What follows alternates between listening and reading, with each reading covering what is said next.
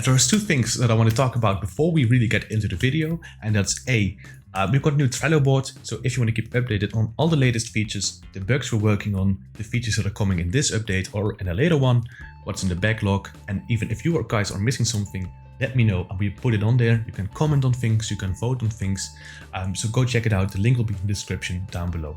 The second thing that I wanted to address before we get started is that we've hit the 800 subscribers today, so I want to say thank you very much to all of you. You guys have been amazing. If you haven't already and you're like, hey, 800, I want to go a bit higher, just hit the little subscribe button at the bottom down below. Now, thank you very much. Let's just go right into the action and see what has been changing in 0.8.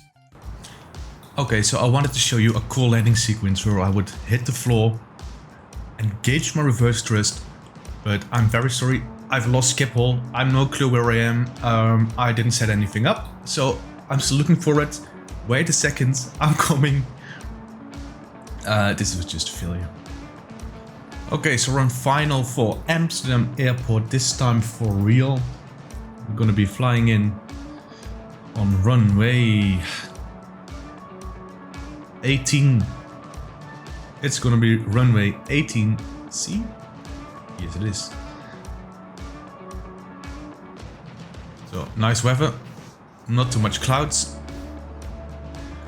We're working on a new update 0.7.8. Now we've done some things that may seem like they were already in the connector, and you are completely right and wrong at the same time, because this is going to be the moment that you're like, this is it. Or not. I leave it all up to you.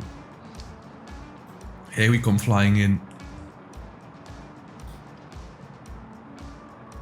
Perhaps a bit high, but that's good. We want to be high and we want to be fast. Or at least fast. I don't want to be high.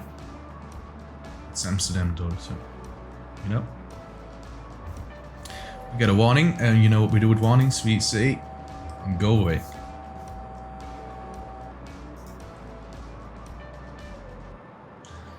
You can see the first glimpses of skip hole over here somewhere.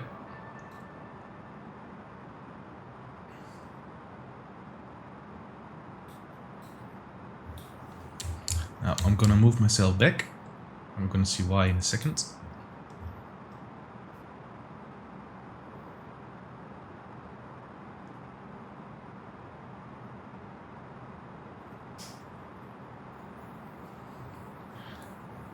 Perhaps we're still a bit high.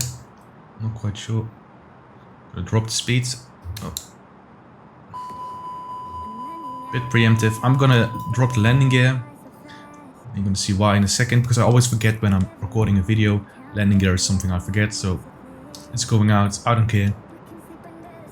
Here we go.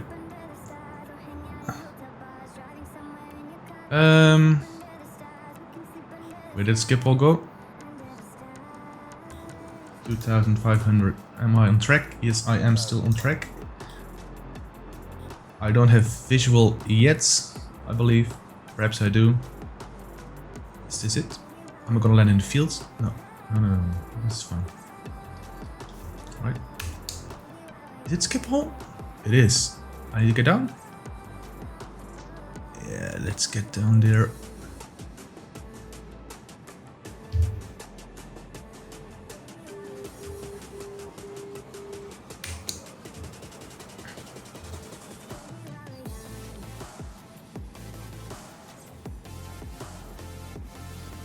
I always drive past this runway, and it's always fun to see how low and how huge the planes are that come in. So I have a bit of a soft spot for this one. Okay, perhaps I'm still quite high. I don't know. Haven't flown the A320 in ages. The gear is down, flaps are good, speed, I don't know. Seems good. 1000. I'm doing this with a yoke. I've never flown the A320 with a yoke as well. But where I want you to pay attention is the throttle quadrant right now, or the duant. Right now it's around idle-ish, not completely.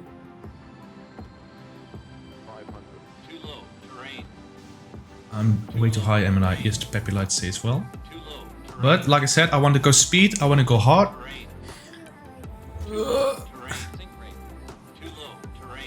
Head up. Okay, now we're idle. I'm not quite sure if this is even allowed. And we're in reverse. Full reverse even. So the moment we touch down, it goes into reverse. I forgot. I was like, what's going wrong? Why doesn't it activate the reverse thrust? Well, it was because we didn't touch down and it can't reverse. But isn't it a beauty? We can reverse. I believe this one goes to 20% originally, right? So let's dive into how you achieve this and how you can make your own reverse thrust as well. Really simple, really easy. Anyone can do it. Let's just take a look. Let's start with the boring part and take a quick look at the Arduino code and what has changed. Well, in the last update, we used to have a minimum value, we had a maximum value, and whether or not we wanted to reverse the entire mechanism. So if you would reverse mount the potentiometer itself, it would run from 1023 to 0 instead of 0 to 1023. No problem, no biggie, you would just flip this around. All fine, works decent, but there is a catch. If we want to future-proof this project, we need to make sure that we can create something in the library that doesn't have to be altered when we want to make a change. That way you can upload a sketch to your Arduino. It will just send raw data and you don't have to touch it anymore if you make any changes down the line, because the connector will do all the changes for you. Now, what does that mean in short? Well, the minimum range, we don't need it. The maximum range, we don't need it. And we don't need to know if it wants to be reversed or not. Now, don't worry. We're going to be tackling that in a moment. But that leaves us by just giving it the pin number of your potentiometer or any other device that can read an analog value. All sensors are coming up, but I needed to implement this fix first to make sure that we could just make a modular approach for either of both approaches. Pretty straightforward, right? Now, our Arduino is a pretty smart dumb device.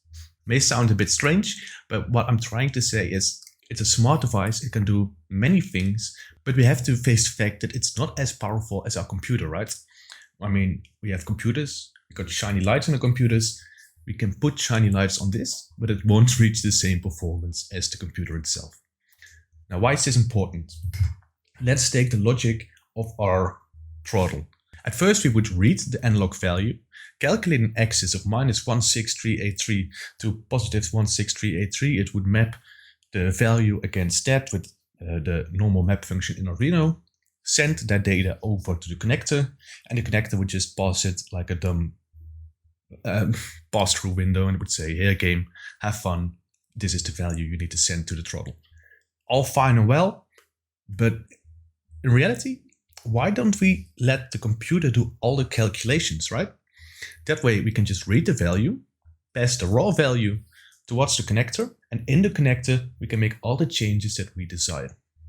Here we have it, almost standing still. I believe we're not in line, right? Yeah, we aren't.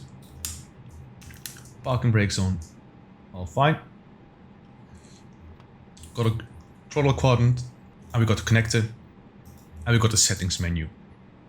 Now, I've added quite some new settings for you to set that you can change to your liking. We got the propeller range from a minus value to a maximum value. And the same goes for the engine 1, 2, 3, 4 and propeller mixture, etc. Now, these are pretty straightforward. 1, 2, 3 to 0 if you reverse mount it, 0 to 1, 2, 3 if you're the other way around, or any custom range that you desire. Perhaps your potentiometer is blocked and only goes halfway. That's fine. Then we just shorten this to 600 till 0. So just look at the analog read value of your potentiometer and pass these values in. Okay, now this is where it gets interesting. It's the reverse and idle cutoff points. The reverse is going to be the point at which it's going to be fully reversed. The idle cutoff point is going to be this exact point. Can we take a moment to realize that it says my flight is finished, which is fine, but why does it say it's a Diamond Aircraft DA40NG? I believe this is pretty much an Airbus and not a little general aviation plane. but that's besides the point. We were looking at the connector. Now, if we take a look at the serial monitor, I hope it's... Oh, we can zoom in. We can see that it returns the raw value with a prefix, but let's take a look at raw value. Let's say that we put our physical device at a point where we want it to be idle. So we determine, okay, let's put it somewhere here. I want it to be fully idle. I look at the serial monitor, I see that it's a 768. Well, for the ease of it, I'm going to just round it off to 800 like I did here. So if you put 800 here, the 800 point on a physical device is going to be where it's going to be idle. So right here. Now what we set up is that the 1023, so fully open, is going to be fully reversed. So it's going to be all the way back.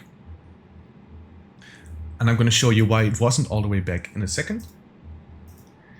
And the max range is 0 in my case because it's mounted backwards. But the moment it's 0, it's going to be fully forward. And that is what those cutoff points do. In the future we can add more, but I believe this will work fine for now. Thank the Lord, that one is silent. But what I was referring to was the throttle. Here we go. Currently it won't go fully to the back, right? It will stop at 15%. And that's the reason, because right here we have 15, 20, and 25%. And that's because different planes have different ranges. It may sound a bit weird. Why don't you just have one range in the game? I don't know. They implemented it this way. It's beyond me. I'm going to say 20% because this is the A320, which can go towards 20%. I'm going to hit save. I'm going to hit stop start. Here we go. And now it can go fully to 20%. Right now you need to manually change this each time you have another plane that has, 20%, 25%, 15% backwards, reverse thrust.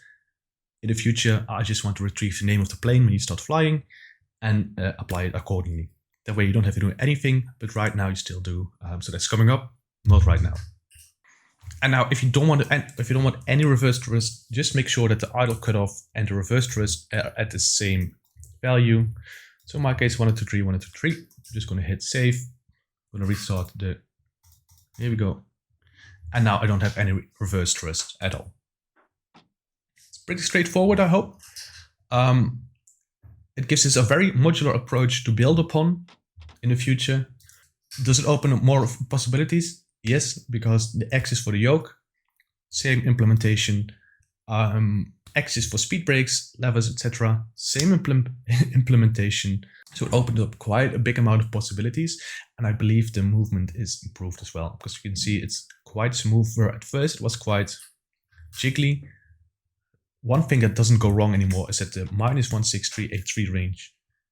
If the minus would be omitted, it would go haywire, because it go 0 to max in an instant. So we fixed that because it doesn't have to pass a negative value anymore. It will just calculate in the backend, and the backend is strong, the backend is smart, the backend is fast. So that's what the most important thing that we've been working on lately. So I'm going over to this screen. I'm gonna put up the plane. So I'm going to put the sound off right now because I don't want to do this to you. Here we go. We got it going on. It's quite bright on the ice for you guys. Here we go. We got the COM1, COM2. And if you're able to tell, if we swap it, in theory, CA can do it really fast as well.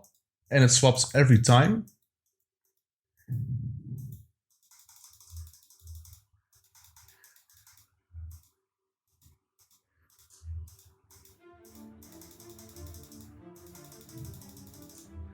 Like, I almost can't get it to break, but that's also the issue, because see, all working fine.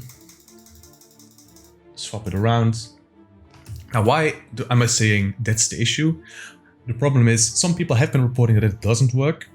So I'm still looking into it, why this is happening, if it's more of a global issue or that it's really something specific to the way my library is written. That's completely possible. I'm gonna leave that all open. So just to be quite honest with you, for me it's improved, but I can't speak for everybody. And we are looking into this, why it's happening and how we can fix it. I don't have the parking brake on. Jesus.